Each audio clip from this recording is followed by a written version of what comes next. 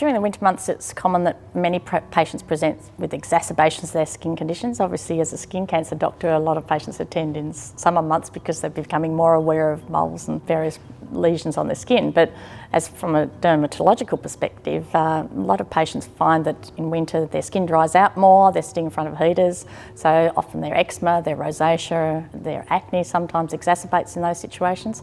People become also slack with using their sunscreen during winter months, and we know that in Tasmania we get still quite significant UV damage.